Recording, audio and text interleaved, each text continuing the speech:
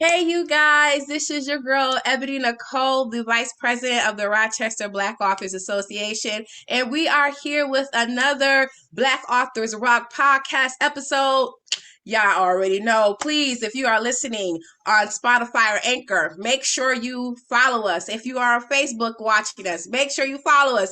And if you are watching on YouTube, make sure you subscribe to our channel, like this video, comment, and share it, okay? Because what is going on with these authors, we want everyone near and far to know about.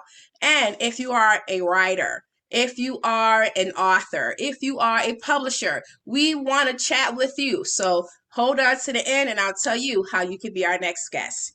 So tonight, y'all already know I love authors who love to brag about themselves. So we got Chandrika on here, and she is going to let y'all know everything you need to know about what she's doing, what she did, what she's doing, and what's to come. So Chandrika, tell the people about you and where you're from. First of all, I gotta test you Okay. on what you could you probably would never think I know about. What up with that country sweet? Where you from? Wait, where you from? Where are you from? Country Sweet is a Rochester thing. Wait a minute. Wait a I had to minute. get you. Oh my God. Are you from Rochester? I am not. What do you know about my city? I just know people. I got connections. Oh my God. Listen, Country Sweet will change your life. Chicken, Listen, beef, pork, it doesn't matter. You everything. a good piece of fried chicken or a good piece of fried fish. What? Catfish? Ma'am. Whew. So let me I'm start emotional. with My bad. Go ahead. Because I just got hungry, and I just I got hungry. Go ahead. So kind of a long story short, as far as how I know about Country Sweet is, I'm from Oklahoma City, born and raised in Oklahoma City. But while there, I met a gospel artist.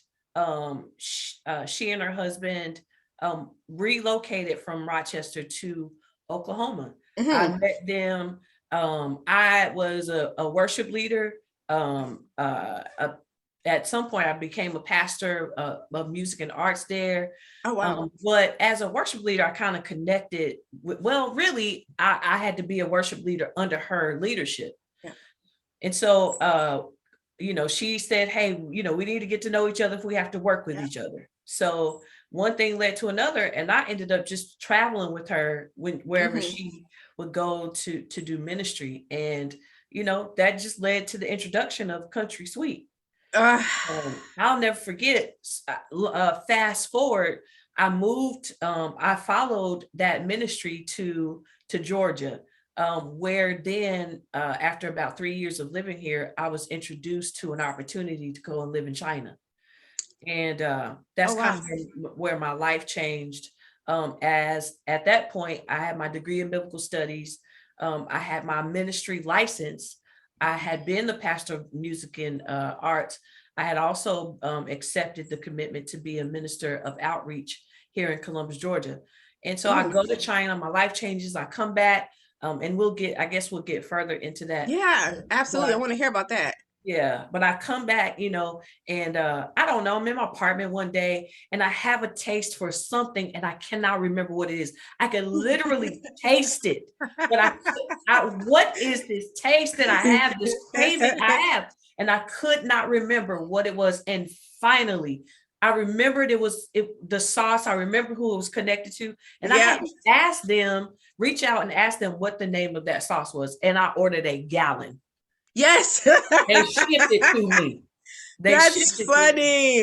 We even Yes. have a restaurant up here called Country Sweet. Like Yes, I they put know. everything gets drenched in Country Sweet. Country sweet. Okay. Yes. Oh my God. Yes. Yes, yes, yes. So I couldn't wait to You tell y'all you got that. to get boss sauce now. Uh-oh. Boss I think sauce. I've heard of that one. Boss But sauce is good too. Country Sweet is thicker. Boss sauce is a little thinner, but okay. it's good. You can base that or like if you eat ribs, beef or pork or whatever, as Yes. you're cooking it. Once it gets to that point where you got to start basting it, oh, you pork, you just get that on there, you flip it, let it grill, you flip it and put some more sticky goodness. Oh my We have a Publix grocery store Yep, here I'm in our familiar with area, Publix. Yep. and they have some really good fried chicken. You talk about Publix fried chicken with some country sweet sauce. Listen. Oh gosh, I'm gonna Yes. make sure to take this part of the conversation and post it and tag Country Sweet in it and let them know they in Yes. Columbus, Georgia. They got a Yes. fan, Yes. okay? Please do. Please do. That would be awesome. But aside from being a big fan of Country Sweet up here, from Rochester, New York, tell us about what it is that you do. Well, a few things, but I think the biggest, the thing I'm most proud of that I do is I wrote a book and it's Yes. published. The name of my book is called Lord, I Don't Want to Die a Christian: My Journal and Journey to Freedom. Your So that's face. it behind you. That's it. I need a little. That title is something. Listen, Lord, I don't want to I die don't a want to die Christian: Christian. Oh, My so Journal and explain that. Journey Come to on, you Freedom. gotta give me more because I want to die a Christian. I'm confused. She So, said, hey, come on, we gotta talk about I'm a this. That's awesome. soldier. She said she In in the the army. army, Okay. yeah. Come on here. So I had an opportunity to go live in China. I went there to be a missionary, to do missions work. I went to a different nation to change it, and the nation changed me. Oh Um, I wow. I couldn't be a Christian over there. There is it's a communist country, and so Christianity is not embraced as a religion there much. Was It, like Buddhism and yeah. something of that nature. Okay. And so the thing, and they do allow for it, only really to expose it though. So they have churches there to try to spy on its uh, um, participants, if you will, to see if they're connected to churches that are underground. So they want to control the Christian growth in order um, to keep their fear is that Christianity would take over the government or overthrow communism. Pretty much is, yeah, that's the fear. Really? Yes. Well, I mean, it is Jesus. Yeah. Jesus come in, flip tables, disrupt the entire Okay. establishment. So I get it. I understand it. I understand it. So um so I being there and trying to be what Christianity and the I guess or do Christianity the way we've done it here in the Yeah. States was only drawing negative attention. So the police Wow. would follow me to this grocery store. They tap my phone, go through my trash can. I was always anxious about having police acting like students in my classroom, but they would be spies. That was always a possibility. Um, and so I had to figure out how to be the reason I went over there without actually being it. So you went to do ministry in a communist country Hmm. and you became a target Hmm. of their government Yes. all in the name of Jesus. Yeah. Oh, Oh my yeah. God. Yeah. And at the time it was for that. It was to, I was going to love our students. I was hired to do that. But loving my students didn't mean that I had to get them to convert. Yep, yep. But I was told that if that was something that happened, that would be a cherry on top, you Yeah. know. And so my heart was for ministry. I was already doing it here. Mm. And so yeah, I went to change a nation. And I felt like if I could just change one generation, that would keep going and keep going. Yeah. And but all of the things that like I said that we do here, I couldn't do over there. So what happened is I learned all of what Christianity all that I was doing here to represent Christianity was my identity. That's you know what I mean? My whole identity was wrapped up in the jacket and the clothes I wore and the announcement of my choice. The crucifix I wore was the announcement of my choice. The Bible I carried was the announcement of my choice. And so now I'm in a place where I can't do all that announcing. Who am I now without all of that? Who am I now without the collar, without the positions, without the microphone, without the spotlight? Who am I without all of those things that set me apart, if you will, from other people who didn't make the same choice? And I ended up kind of, finding the lowest, if you will, common denominator. And all I had was to love God and love my students. That was it. And so I had to just kind of walk that out. My spiritual life and perspective, though, was expanding almost unbeknownst to me. Oh my goodness. I was teaching my students. I had 7 college freshman students for a Bible study. I taught 8 classes for English, but I had 7 college freshman students for a Bible study, and they hung out with me for 2 years. Oh my goodness. We went through the book of Luke, and those kids asked me questions. The fact that they did ask me questions was new, because growing up in the Black church, in the Black Pentecostal church, I grew up Church of God in Christ. Right. No questions. You don't get to ask questions. Curiosity wasn't modeled, but these kids were a blank slate. If I told them I was Jesus, they would have believed it. Yeah. Because they were such a blank slate. And so, their curiosity and their freedom to be curious about what I was trying to teach them really was like those paddles that they put on your chest. It really start your heart and all that stuff. Right. It woke up my curiosity. I'd always. How so? Like, what do you mean? Like them being curious in the religion opened up curiosity for you, and as far as what? Religion and spirituality, faith, God, culture, people, all of it, but more so because my relationship with God was paramount, more so in that sense, or in that regard. And so where did the book come from? Well, so the book came from that experience, but why why would you write? What moved you to write about it, tell your story? The conviction, and perhaps even the burden. I felt once the title was given to me, I had never planned on writing a book.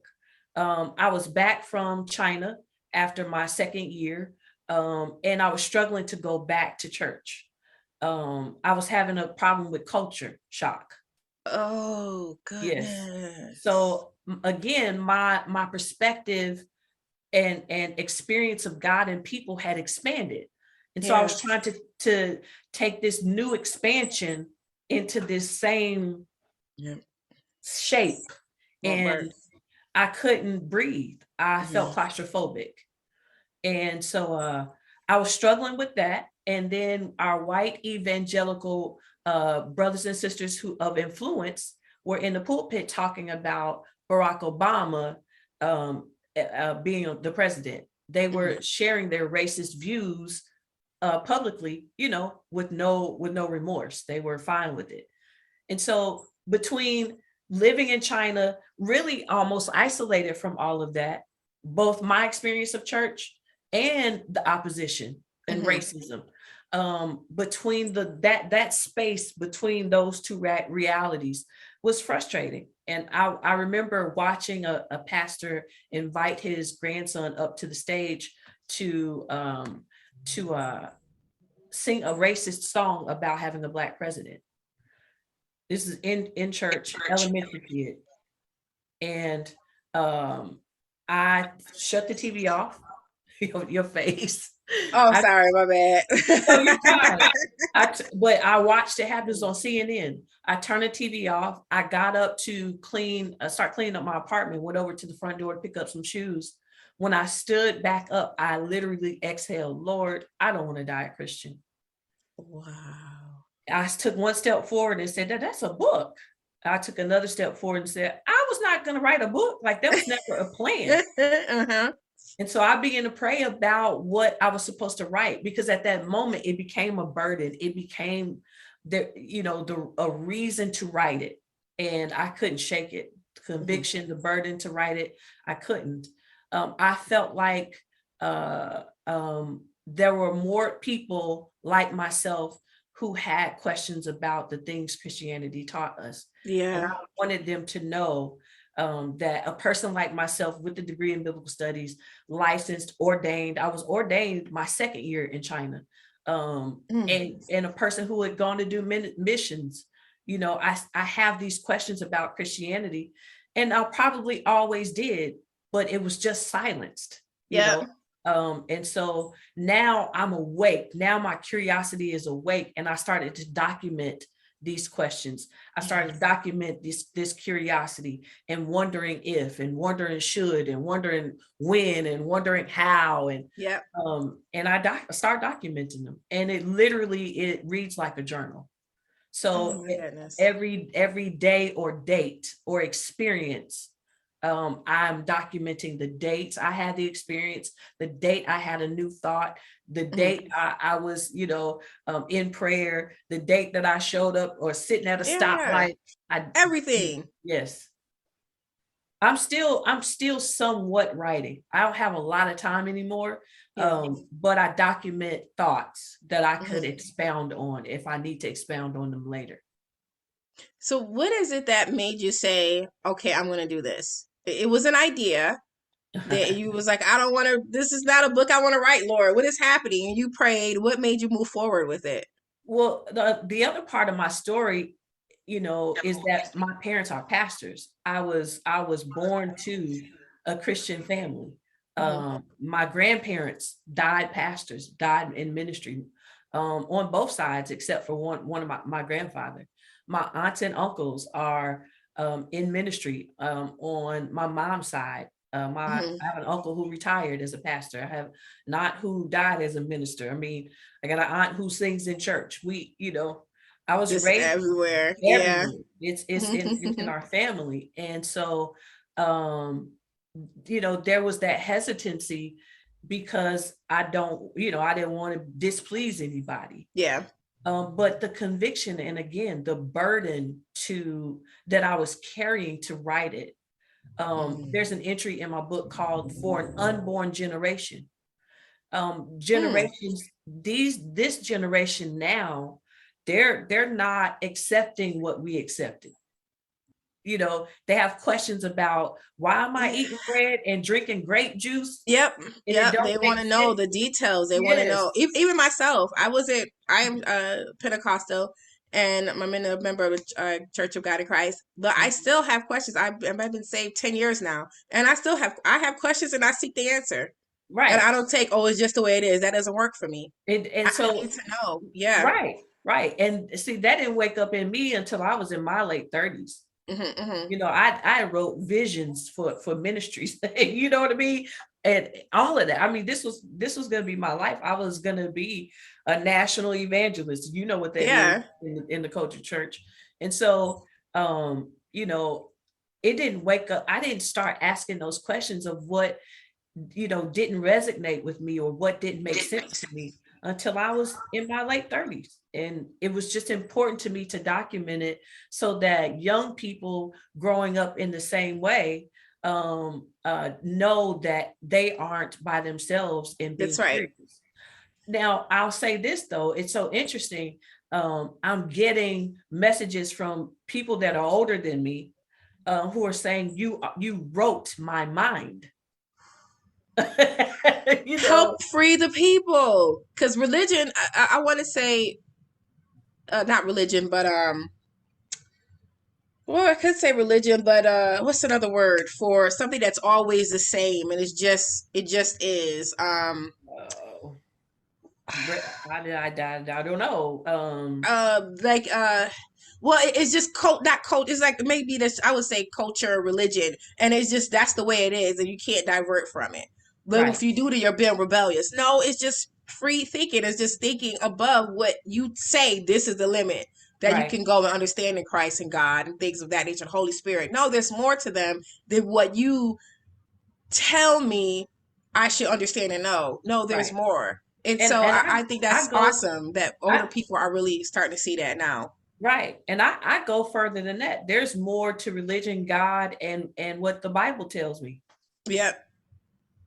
You Because know? everything's not written. He even said that everything's not written in the Bible. So you more you build that relationship with him, he'll speak. And if he speaks, you listen, and he said he will tell you the secrets of his heart. He will Mhm, tell you those mhm, secret and hidden those hidden things. mhm. But people just don't take the time to build that relationship with him. I think, it the a lot of the way things are set up now contributes to being, if you will, lazy, you know, Yeah. because if I press in on my own, then that doesn't, that's not all a magical experience of feeling. It comes with responsibility. Yes, absolutely. You know what I'm Absolutely. saying? So if I've said this before in recent months, if I continue to practice everyone else's experience, then my life will reflect that, my own Yeah. experience. So I spent, and to give you an example, I spent 2.5 months of my time in China reading Genesis to Revelation. I committed Hmm. to finishing a book every day until Hmm. I finished the whole book. And when Hmm. I closed the Bible, I heard the Lord say to me, now that you've studied everyone else's experience, I'm ready to give you your own. Come on here. And so, um, Wow. but if all I do is study everyone else's experience, because that's what we're reading. We're Yeah. reading the results of everyone else's experience. If that's all I study, or that if that's what I practice, if I show up every Wednesday, every Sunday night, every conference, I'm practicing someone else's experience. Right. You've But then never your had the life, opportunity to step out and be your yes. own. Well, Yeah. your life will then be reflective of everyone else, of those folks' experiences. So Hmm. we constantly studying Elijah being taken up into the third heavens or wherever he went. Hmm. Or we're constantly studying Enoch walked with God till he was no more. Or we're Yep. constantly studying the Red Sea being opened up. If we're constantly practicing their experiences, then your experience of life will be limited Yeah. Because I because, didn't live like Moses. Well, no, who lives like you might have a Moses experience, but you're not required to live like Moses. well, and I think the other thing is this too. And again, I write this in the book, is if God is as eternal as we say he is, Hmm. he, she, it, whatever, God is a spirit. Hmm. If God is eternal, that no limits, no boundaries, no ceilings, no floors, expanded as expanded can be, Hmm. then you telling me that there's not an experience of God designated just for me? There certainly is. Oh, okay. So because Yeah. what we don't read of is that somebody else went to the Red Sea and it opened up. Right. What we don't read of is somebody else being commissioned to build an ark. What we don't read is another 12. So that what is Another Saul turned to Paul. That wasn't just one conversion. That there was more, probably more than likely, because again, he said, "I if I had written all the works of Jesus Christ, the world would not be able to contain it." So yes, not every book yep, would hold it. That's at the yeah, end of yeah, the yeah, book yeah, of John. yep, yep. And so, what is the experience that is designated just for me? And And there's got to be more of God and more than just this. And I remember standing in church going, it's got to be more than this. and that's a good thing that you even asked that, and that you are opening the doors for young to old to ask that same question, and then to go and explore it. Yes. And to know that's to know God, Jesus, the Holy Spirit for yourself. Right, right. There's I believe there's a single, some of this, a lot of this comes to me, I guess, from Revelation. How can God be what we say God is? Everlasting. Yeah. But there is no, but I got to keep practicing everybody else's experience. Listen, I'm putting all that down. I'm done studying that. Where is mine? And this is one thing I would say, as a Christian, I wasn't raised in the church, and I didn't become saved until I was 29. But what I did learn so far in these last 10 years is to know and have a relationship for myself with Jesus Christ, beyond Bible study and Sunday service. Those are just 2 days out of 7. My pastor is not required to carry me for the rest of that week. Neither in Bible study is he required. Bible study is great because I'm refreshed, along my journey in between that time. But that word can get you but so far. And so that's why we have to learn it for ourselves. So like when you said you'd have, there's more experience for yourself, I believe as a Christian that because I've had experiences with Christ on my own without anybody else, you can't tell me he's not real. And I think that's where I think that might be an issue, where those who have not yet had experience on their own with Christ and are living through the experiences of others fail to really grasp that he is real beyond the pages of the book. Beyond the pages of the book. I ain't got nothing to say. I don't have a rebuttal. I literally, I was having this eternal experience beyond the book. And when I close this book that has a beginning and has an end, I got to have a relationship with a God who has no beginning and no end. Yeah. You got to relate outside of the pages. And I think that's pointing me to a God that has no beginning and no end, but also saying that if my experience of God is not captured or verified, validified, or confirmed by what's in the book, then it ain't God.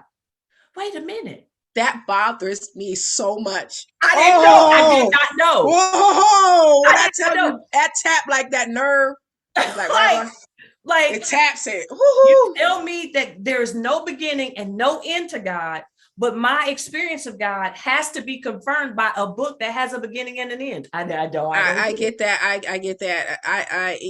No, because you can't tell me my experience with Christ did not happen just because it's not in the book. Right. He confirms his word with signs and wonders. If he wants you to know, he will confirm what he said or did for me through signs and wonders for you, so you can leave me alone. But I don't.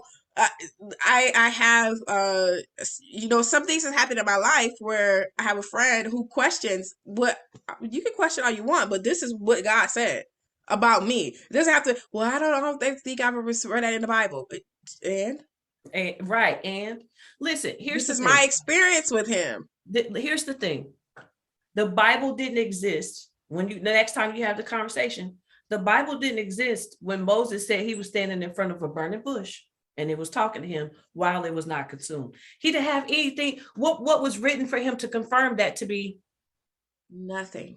And now I'm gonna stretch you a little bit further. That didn't have to be God. He said. He did say. Okay. Everyone said it was God. Everyone said. And we believe what they said in the Bible because it's a living and breathing word of God. I completely understand it. And he is living and breathing in me. And if I said to you today, I have a tree outside my house, if that thing catch fire and nothing else is consumed, for me, that's God. That's God. If my front porch catch on fire, God forbid, but if my front porch catch on fire and nothing is consumed, that is God. If it catch on fire and it is, if it catch on fire and it is consumed, and you say it's God, and you say it's God, because for me, I'm thinking, girl, this house go. What did you saying? That was God. God didn't want me to live there anymore. That's what it would be, because God has something better coming for me. A bigger house, another city in another state, another country, something. He has something better for me. So he wanted me to take that $360,000 and go somewhere else. See? But So, that's God. so, So but for that's me, God. And you ain't got no confirmation from anybody else, no, nothing in a book, no scripture that said let thou me is will go. house it be burneth in. Hosea. And Let they, me look at Hosea. Maybe it's in not Hosea. did she say Hosea? Maybe it's in okay. Maybe it's in Hosea, or I don't No. know. But let me ask you this: in addition to being an author, what have you done with your book? Because this year we are celebrating authors and going beyond the book. What have you done with your book?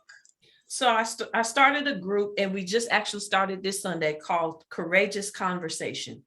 Mm. Conversation, Shun. Mm. And so we just started this Sunday online, having a courageous conversation about really what we don't know. Yeah. A lot of us being raised in church, we say we believe a lot of what we don't really know. Yeah. And so it's a place to admit that we have questions about certain things we were taught. I told them Sunday, I said, y'all, I know I have a degree, and I know I have, all of these certifications, if you will, in ministry, but I don't know if there's a heaven. And they just was like, Listen, they were like, what? I've never been. right. You know what I mean? I don't know if there's a hell, but I believe you don't know, but it's going by because he never said no. It's just believe. He never said I need you to know that this is. I just need you to believe that this is. Yeah. So if there's a hell, there's a heaven. It's up to you to believe it. He said you don't have to know it, but you just have to believe it. And I think the fun part about that is there is, even in your relationship with God, there is that choice. Absolutely. Um, He gives you the choice. It's a yeah, choice. Just yeah, like when he sent out the disciples two by two and said, "Go, don't take anything with you. If right. people welcome you into your house, great. Go sup with them and all that stuff. But if they They reject don't. you, dust off your shoes as a testimony that you were If you there." hurt, He never says, and this is one thing I talk with my friend about, is beating people over the head with Christ. He never did. Do you want to know about Christ? No. Okay, good. You got to take an account for that. right. If you don't receive him, you got to, when you're on your deathbed, when you go crossover and you find yourself in purgatory, that's because you rejected Christ. I'm not gonna, I don't just, hey, if Shove it. people got questions about them and stuff like that, I'll be glad to have a conversation. I have no problem with that. Introducing people to Christ and let them have their journey and however they want me to be a part of that, I will. Thank God. But I will not. I will give you the choice to know Him and have that relationship. But if you reject it, that's on you. I'm not about to. Well, you gotta go to hell. I'm not doing that. I'm just not about to condemn you because I don't have a heaven to lift you up in or a hell to lower you into. I just know on this plane right here that I believe, and if you want any information about them, I got you. And See, then, yeah, and and I and the thing is, I think the wisdom, the words used in what you had to share is, I believe. I think we mhm, have to start these conversations with that. yeah, And I, the the courageous conversation is to admit that we struggle, no matter what we've been taught, what Christianity has taught us, that we have some questions about some of it. yeah, And the book has given people permission to exhale in that regard. hmm Uh, hmm just to say, I know what I was taught, I know what I said I believe, but actually I'm not sure.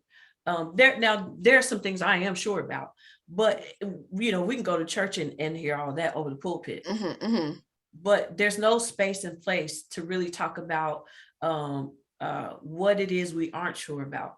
yeah, And people want to be honest about that. And so that's one of the things I'm doing regarding the book, but apart from. yeah. Yeah. And that's good because people need that safe space. I know that's said Yes. a lot, but it is certainly a safe space to say, Yes. I believe in God, but I don't know why I believe in Him. Yes, I don't know why, I or believe I in believe in Christ. God, but I don't know. I don't And my know. thing is you Wow. know, I don't believe in a lot of what Christianity taught me about Yeah. God. And so, you know, I'm asking questions about it based on my own personal experience, Yeah. you And know. and that's the thing, because some people want to have this. We have this complex, I would say, in Christianity, where it's one size fits all.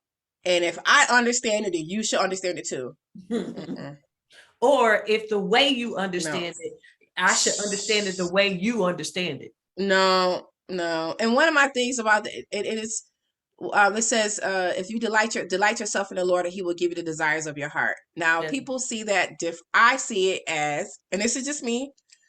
When I read that scripture, and what I have experienced with Christ is, the more I will, and have a conversation with Him and love on Him and Him love on me, He will tell me things that He has for me. And I'm smiling because I just want to scream hallelujah, hallelujah.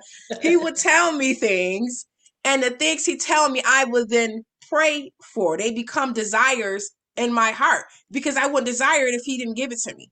Mhm. And He's given me what He has for me. So now Mhm. I desire it. And what I desire, I pray for. And what I pray for, He's going to give me. So it's a circle.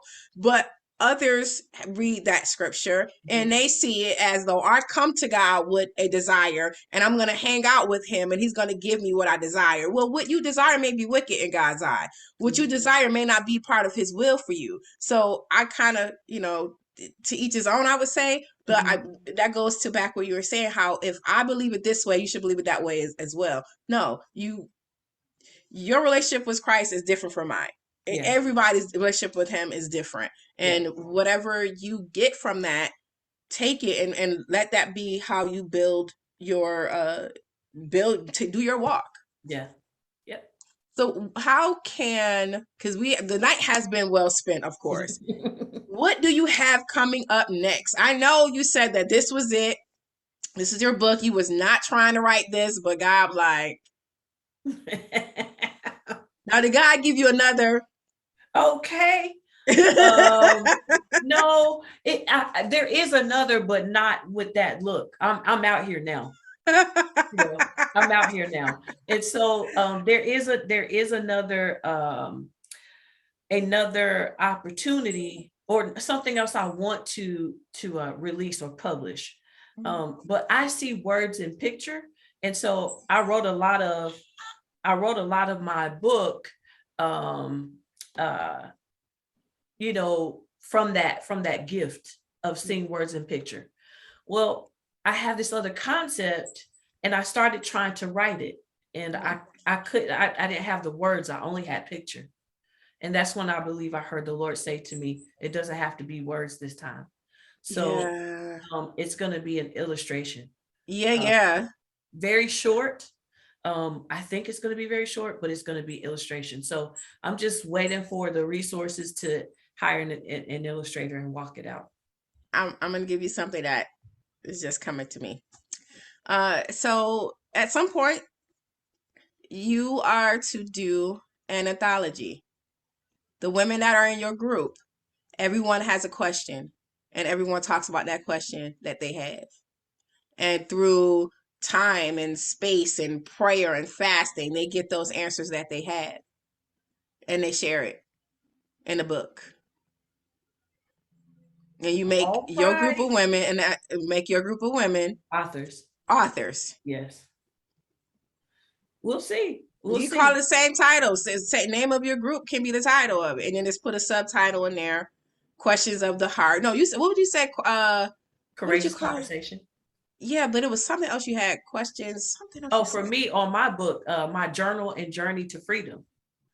You talk about, I don't Something know. questions. I when I listen to the replay, I'm gonna get it. Okay, But okay. and then I'll let you know what that subtitle. I hear subtitle in there, something about questions, but I Okay. will I will look back. But I say that because there's a lot that you have to share beyond your book, and I think your group is a first start. And I think that as you help those women go through this process, and I said a process because they come in as olives, they're gonna leave as olive oil, so they can go out and anoint other people with the knowledge that they have. So as they do, I believe that you're going to shape them, sharpen them, iron sharpens iron. And I'll say the sidebar, when people refer to iron sharpen iron, it's always in the context of men sharpening men. Mm. But I'm like, that's as far as I've heard it. But I'm like, well, women sharpen women, but okay. So, because I But have women who sharpen me and I sharpen other women. So iron sharpens I didn't iron. know that it was always in the context of It men. was in the context of men sharpening men. I don't know. But see, there again, there's that curiosity thing, there's Yeah. that, but women, there's that experience that make you ask the question of what Hmm. Christianity taught you. Yep. Yeah. And I question it. When I question it, it's more like, why is it that way? Yeah. Or So if, why is it, oh, it's always been this way? Good. You all stay that way. I'm going to go over here and get another perspective and on what you said is. I want to add to that, I want to take away the tone that comes with using the phrase questioning God or questioning people or questioning Mhm. thoughts and teaching. No, I'm asking God questions. Yeah, it's I'm not not, negative. I'm not questioning God. I am asking Yes. God questions. Yes. And I write about that in the book. Like, I don't really care. And it's you know, okay it's to okay to it's ask God okay. questions. You That's what the asking God disciples did. questions?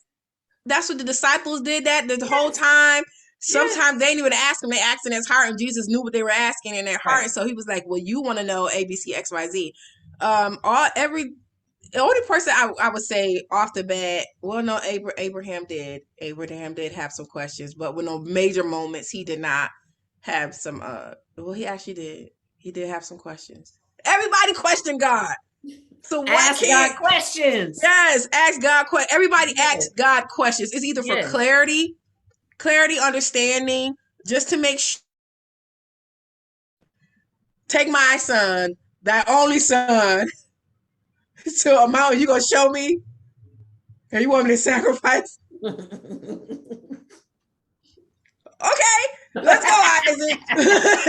It was, but it doesn't say that Abraham questioned him, but I, there had to be some type of dialogue there. Of course. Had to be like, God, And what? I really do want us to hear that, because it's important in Black families and Black culture, religious culture. It was questioning God. That's what it was. So I'm very intentional about saying, I'm not questioning God. That's a tone that it was Yeah. taken. I know you ain't questioning Wait, me. first of all, God, I know you didn't just tell me to kill my son. I don't think so. You need to go. No, but it's God. I have a question. Right. You want me to sacrifice my son? Right. That's a different tone. Why? That's a different tone. And I just know why.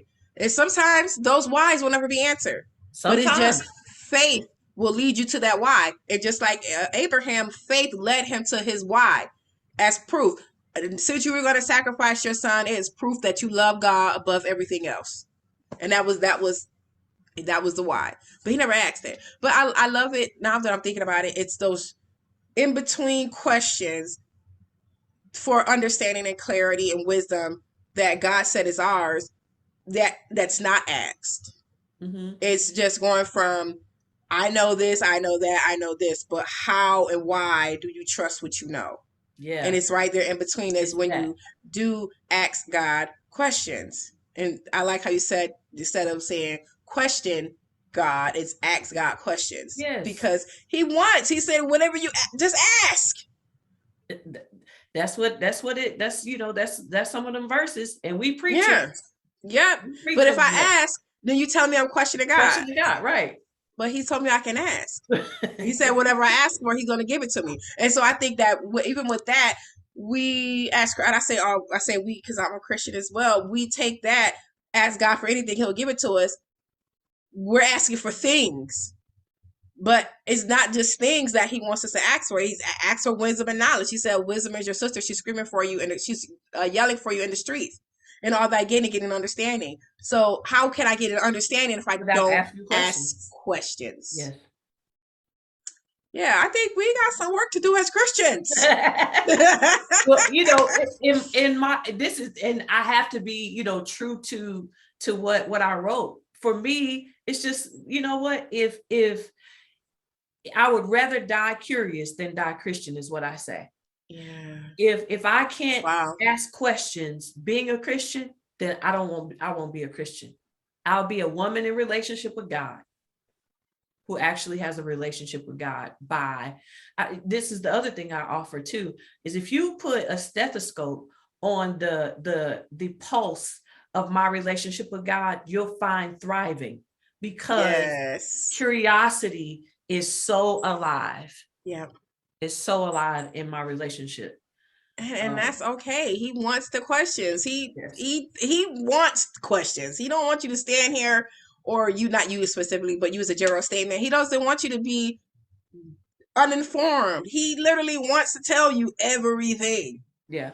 But some things he can't, or he could, but this all depends on what your level of capacity to Availability. handle Yeah, and what he has to say. availability. Because some stuff could be heavy. You like, well, God,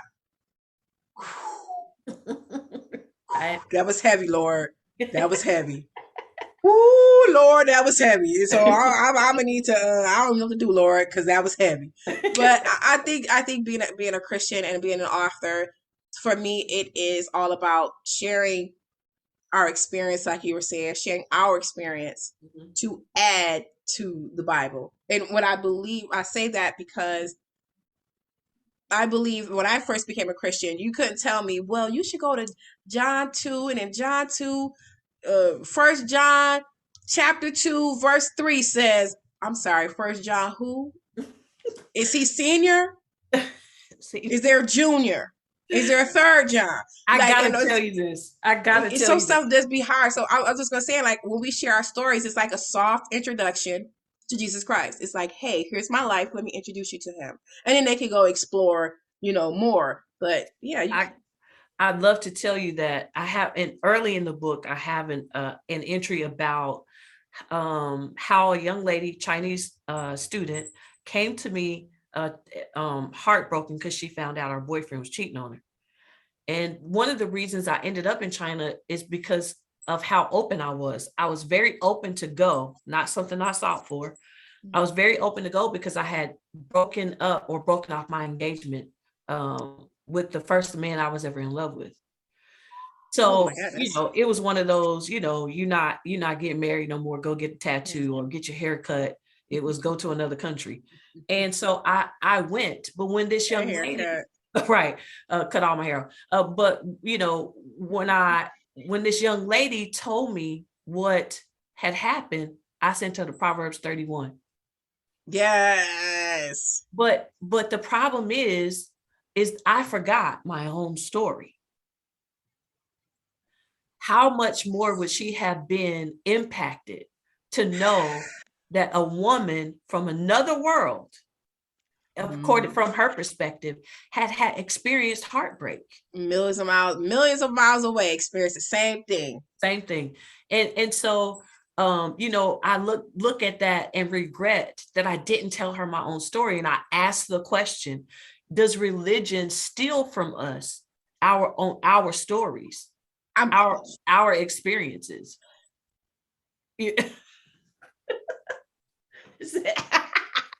That church finger. I, That church. okay, let me tell you where this church figure came from. This is what I learned. I That know. back in slavery times, if you Yes. had to go to the bathroom, you put your You had to finger do, up yes. so they know you're not running away. Right. So when I see it, what people doing in church, I just be like, you don't put that. You are not on the Yeah. plantation. If you don't put Right. that finger I down. know. I So I know. just did that just out of just being funny. But no, I don't raise when I get. I'm had to go to the bathroom. I'm going. I'm not raising my. Okay. I'm going unless my pastor is like, he's praying and or whatnot. You cannot move. Mm-hmm. Other than that, I don't repeat. And this ain't it. But I would say, when it comes to religion still in our story, I, I would say yes.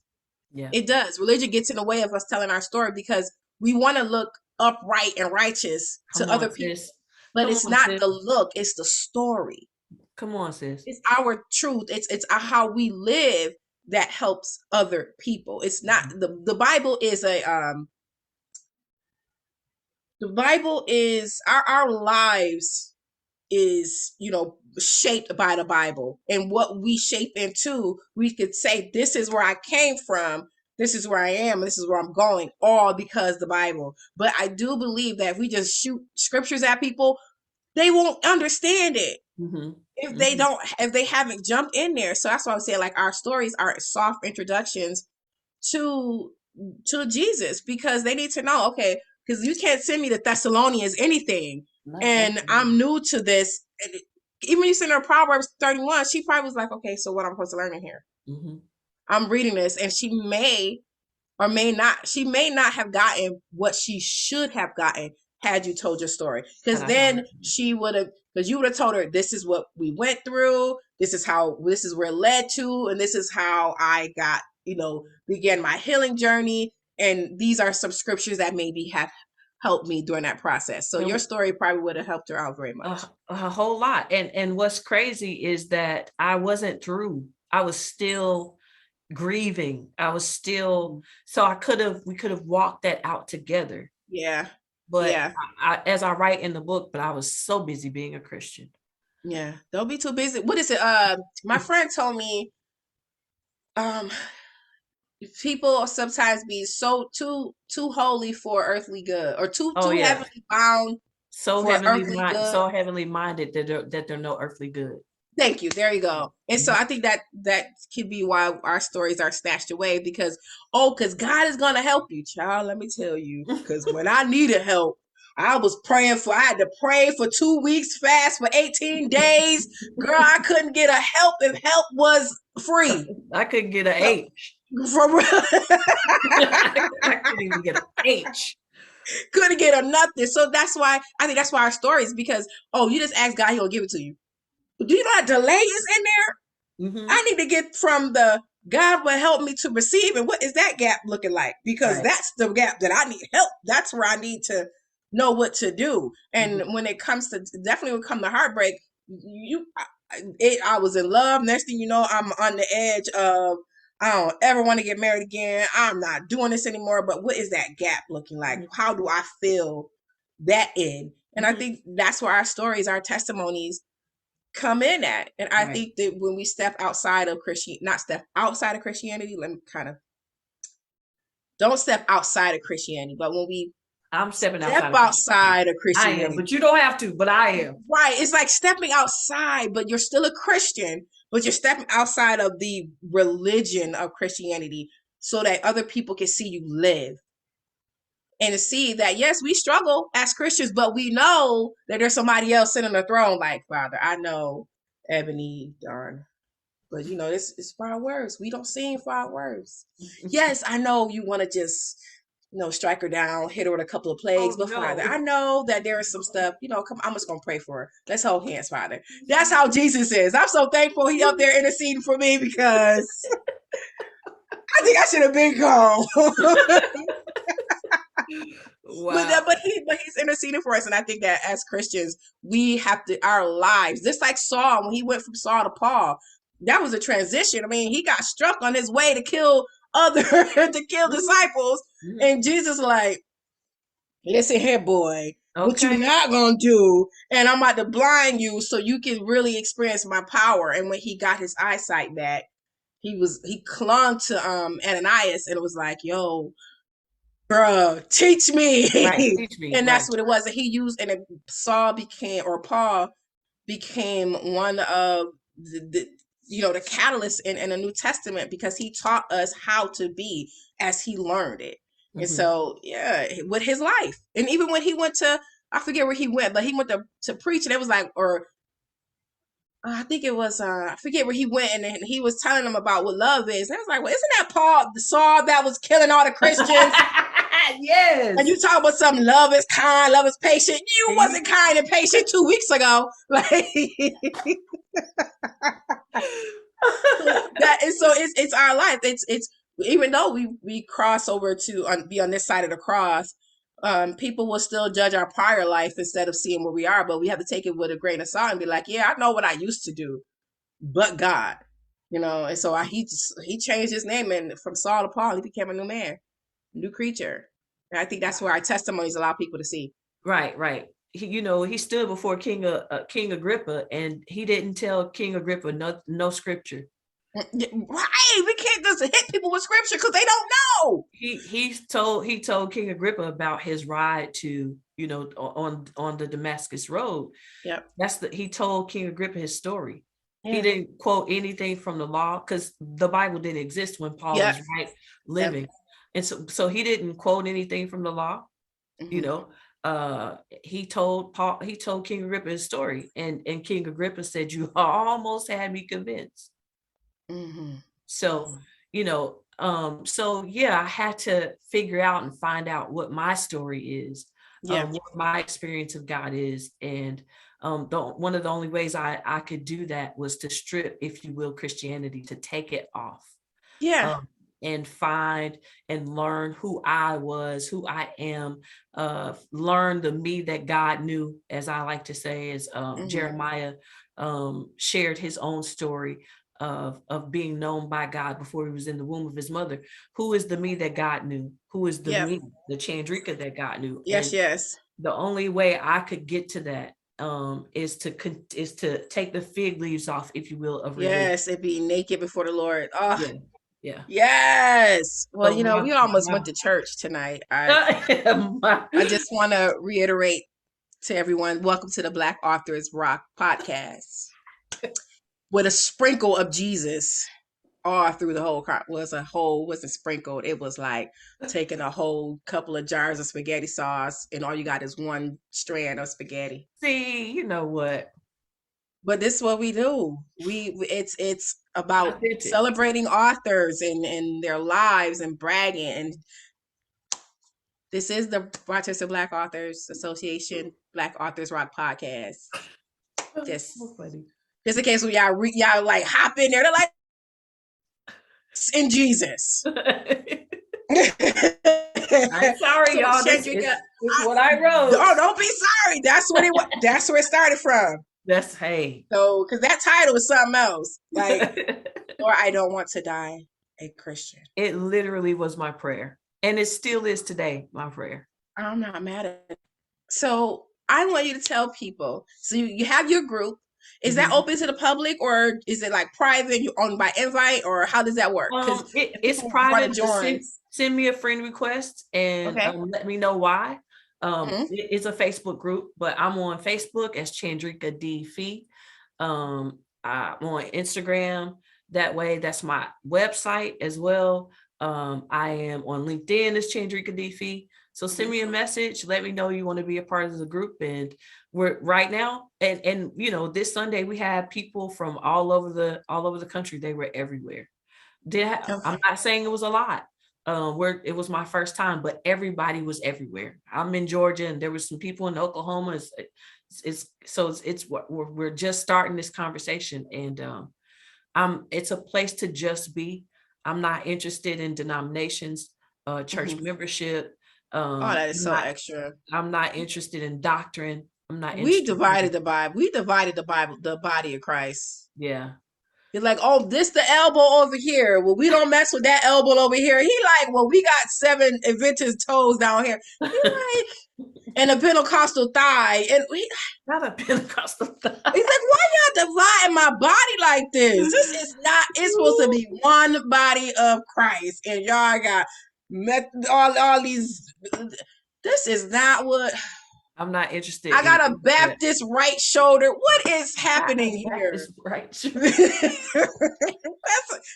Christ gonna come back like, y'all got me so divided. I don't even. That's hilarious. So we know how to reach you, everyone. This has been a fantastic conversation. I cannot wait to replay this and share snippets of it. And I hope that you all reach out and connect with our author because 1, she's dope. 2, her story is not finished. And I want you all to connect with her. So as she continues to write and release her story, you will be up to date with it. Reach out to her. You said if they send you a friend request and it can let you know why they want to join your group. Yeah, so that we can, Okay. they can connect you to, or connect you with Courageous Conversation, and get the Okay. book. It's on Amazon. Absolutely, because all Yeah, that's going to be, we can yeah. make sure all that is in the caption. So Okay. if anybody wants a book, So we're you gonna will go through know it. where to get it. Yep. Yeah, So we're I'm gonna. excited for you. I look forward to just staying connected with you. I'm gonna definitely connect with you on Instagram and Facebook as well. So as you go forward, I'll be like, because I say this, behind every woman that's doing something, there's an Ebony going, Oh yes. yes, I love that. I love that. I do that to my friends. I'd be like, you better, not you better, but you better Better. work. Yes. BETTA. You better work. So Amen. I love it. I love it. I encourage any and everyone to get their books done. You know, step outside of your comfort zone, step outside your boundaries. If you are an inspiring author, but say, you know what, it came to her. She didn't want to do it, but she did it anyways. A lot of authors start off that way. If you feel like, you know what, I got this title, but I don't really want to do it anyways and Yes. see what comes from it. Right. So that is all we have for this evening. Thank you, Shadrika, so much for being a part of our podcast. Thank you for And you having me. guys, if you want to join us as an author, a publisher, a writer, or even an aspiring author, head on over to our website, rockbaa.org, to register for free. We do ask for a $10 donation because we are a non-for-profit organization. If you cannot give a donation, that's all right. Still fill it out. You don't have to do it. We just ask. Because if we don't ask, we can't receive, right? So we just ask. Follow us on Instagram at rock_BAA. Follow us on or join our page on Instagram or Facebook at rockbaa2015 and just hang out with us, you guys. Any questions, comments, concerns you have, submit them on the website or on the Facebook page, and we'll sure to get back to you. Until next time, you guys, I am your girl, Ebony Nicole, the Vice President of the Rochester Black Authors Association. And this has been another episode of Black Authors Rock. Until next time, you all stay dope.